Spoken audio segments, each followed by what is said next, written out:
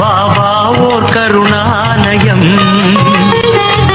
பாதம்தான் கமலாலயம். பாபா ஓர் கருணாலயம், பாதம்தான் கமலாலயம்.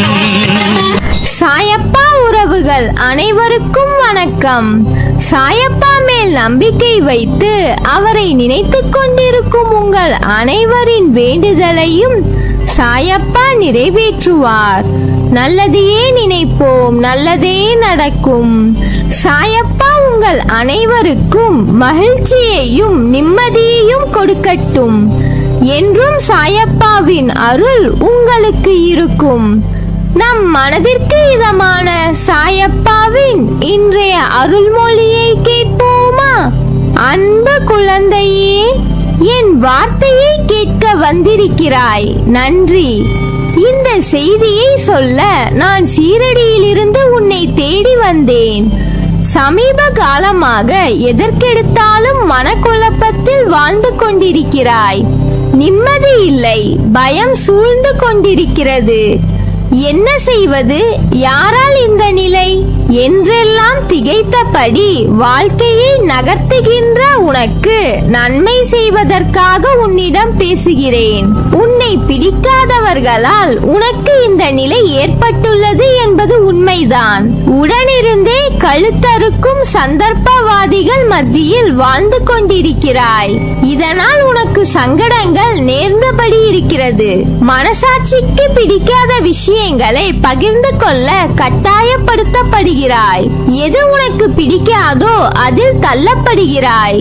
உனது கைகள் கட்டப்பட்டு இருக்கின்றன. பிறரது வாய் எதை முணுமுணுக்க வேண்டுமோ அதை உனது உதடுகளால் உச்சரிக்க வைக்கிறார்கள். இதனால் உனக்கு பிரச்சனைகள், மன இறுக்கம் வந்து போகின்றன. தைரியமாக எதையும் உன்னால் செய்ய முடிந்தாலும் செய்ய விடமாட்டார்கள். உன்னால் சாதித்து காட்ட முடியும், ஆனால் சாதிக்க விடமாட்டார்கள். உன்னை சுற்றி இருக்கும் வாள்கள் பேசும். தலையாகிய நீ வாளை போல் தலையை தான் ஆட்ட வேண்டியிருக்கும்.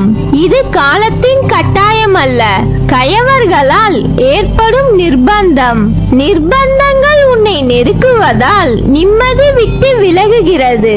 பல பல சிந்தனைகளும் வந்து போவதால் குழப்பமான சூழ்நிலையில் உள்ளாய். அதற்கு முன் உன்னில் சிறிது மாற்றத்தை உருவாக்க உனது ஒத்துழைப்பு எனக்கு தேவை. என்னுடைய குணங்கள் எனது தலைமைக்கான ஆதாரங்கள். இதை உன்னளவுக்கு சுருக்கி காட்டுகிறேன். சுயத்தன்மையோடு இருக்க முயற்சி செய்யுங்கள்.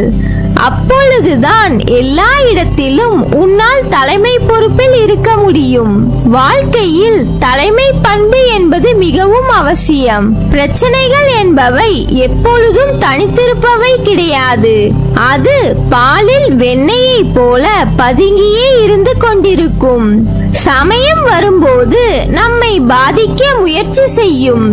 பயப்படாதே, உன்னோடு நான் இருந்து வழி நடத்தி உனக்கு தனி இடத்தை தருவேன். நீ தைரியமாக இரு, உன்னோடு நான் இருக்கிறேன். உனக்காக யுத்த களத்தில் இறங்கி வேலை செய்ய காத்திருக்கிறேன். எல்லாவற்றிற்கும் மேலாக உன்னோடு நான் இருக்கிறேன். உனது தலைமை வண்டிக்கு நான் தான் சாரதியாக இருக்கிறேன் என்பதை மறந்து விடாதே. தேவைப்படும் போது ஆலோசனைகள் கூறி சரியான வழியில் நடத்துவேன். இவ்வளவு தூரம் சொன்னது உனது வேலைக்காக மட்டுமல்ல, வாழ்க்கைக்காகவும் தான் என்பதை மறந்து விடாதே. கடவுள் பக்தி உள்ளவர்கள் நல்லவர்களாக, இரக்க சுபாவம் உள்ளவர்களாக, மனசாட்சியுடன் நடப்பவர்களாக இருப்பார்கள். அதே நேரம் அதிக கஷ்டங்கள் மற்றும் பிரச்சனைகளில் சிக்கி துன்பப்படுவதையும் பார்க்கலாம். இதற்கு காரணம் என்ன? யோசித்து பார்த்தால் அவர்கள் விரைவில் அலைப்பாய்கின்ற மனதுக்கு சொந்தக்காரராகவும் இருப்பதுதான். அலைப்பாய்கின்ற மனமானது சந்தேகத்தாலும் கவலை மற்றும் பதற்றத்தாலும் பின்னப்பட்டதாக இருக்கும். வாழ்வில் மிகப்பெரிய முட்டுக்கட்டை அவநம்பிக்கை. அது எப்போது ஒருவரின் வாழ்வில் நுழையலாம் என்று எதிர்பார்த்து வாசலில் படுத்து கிடக்கும் மலைப்பாம்பு எச்சரிக்கை இல்லாதவரை விழுங்கிவிடும். கடவுள் நன்மை செய்வார் என்ற நம்பிக்கையின்றி பயத்திலும் பதற்றம், கவலை மற்றும் சுய பரிதாபத்தில் சிக்கிக் கொள்பவர்கள் இந்நிலை தலை தூக்கும் போதெல்லாம் கஷ்டத்தை அனுபவிக்கிறார்கள்.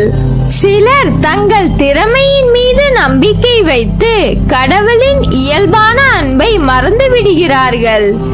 இது அவநம்பிக்கைக்கு அழைத்து செல்கிறது, நல்ல நிலையையும் தோல்வியாக மாற்றுகிறது. சூழ்நிலைகள் கடினமாக மாறும் போது முயற்சியை கைவிட்டு விடவே தயாராக இருக்கிறோம். பிரச்சனைகளுக்கும் சூழ்நிலைகளுக்கும் அடிபணிகிறோம். இதற்கு காரணம் அவநம்பிக்கை. கடவுள் நம்பிக்கையை தீவிரமாக தொடர்ந்தால் மட்டுமே நமது விருப்பம் நிறைவேறும் என்பதை அறிந்து கொள்ளாததால் இந்த நிலை. அவநம்பிக்கையை அப்புறப்படுத்திவிட்டால் பிறகு அனைத்துமே ஆனந்தம்தான். எனவே சூழ்நிலைகளை எதிர்த்து நில்லுங்கள். நம்பிக்கை என்கின்ற ஆயுதத்தை உருவாக்கிக் கொள்ளுங்கள். பிரச்சனைகளை எதிர்த்து பிரார்த்தனை செய்யுங்கள்.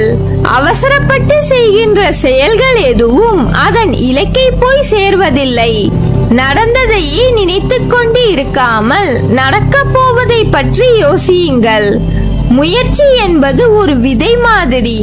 அதை விதைத்துக் கொண்டே இருக்க வேண்டும். அதில் சில விதைகள் வளரும், சில விதைகள் மண்ணுக்கு உரமாகிவிடும். இதுதான் உலக நியதி. நடக்கின்ற விஷயங்கள் நம் கையில் இல்லை என்றாலும் நாம் விடாமல் முயற்சி செய்து கொண்டே இருந்தோம் என்றால் நாம் கண்டிப்பாக சரியான இலக்கை அடைவோம். அதை அடைவதற்கு அவர்கள் அவர்களுடைய கடமையை செய்ய வேண்டும். பிரதிபலனை எதிர்பார்க்காமல் செய்யும் கடமை கடவுளை நெருங்குவதற்கான ஒரு வழி. பொறுமையும் நம்பிக்கையும் இருந்தால் நம் வாழ்க்கையில் எல்லா இன்பமும் நம்மை தேடி வரும். பிரச்சனைகளை பார்த்து பயந்து ஓடாதே. அந்த இறைவன் மேல் பாரத்தை போடு. வரும் பிரச்சனைகள் எல்லாம் வந்த வழியே போய்விடும். உனக்கு வருவதாக நினைக்கின்ற நன்மையும் தீமையும் நான் உன்னை சரிப்படுத்துவதால் வருகின்றது என்பதை உணர்ந்து கொள். உன்னை மேம்படுத்தவே இதை மேற்கொண்டு வருகிறேன். உனது உணர்வு பக்தியாக மாறி என்னையே நீ குலதெய்வமாக வழிபடுவாய். எந்த நிலையிலும் அப்பா கைவிட மாட்டார் என்ற நம்பிக்கை உனக்குள் இருக்க வேண்டும். என்ன கஷ்டமானால் என்ன, எல்லாம் அப்பாவையே சேரும் என்று எண்ணிக்கொள். இந்த மானுட தேகத்திற்கு கிடைக்கும் சுகம் புல்லின் மீது பூக்கின்ற பூவை போன்றது. வெயில் வரும்போது காய்ந்து உதிர்ந்து காற்றில் பறந்துவிடும் பூவை போல கஷ்டத்தில் அடிபட்டு நோயில் வாடி உதிர்ந்து போகும் தன்மை கொண்டது. இந்த நிலைமையை நினைத்து என் மீது நம்பிக்கை கொண்டவர்கள் எத்தகைய நிலையாமையிலும் என்னை அடைந்து விடுவார்கள். அவர்களின் எதிர்காலம் என் கையில் இருக்கும். நான் அடைக்கலமாக இருப்பேன். நல்லதே நடக்கும். நீ என் பரிபூர்ண அருளும் ஆசீர்வாதமும் அன்பும் பெற்ற என் செல்ல பிள்ளை.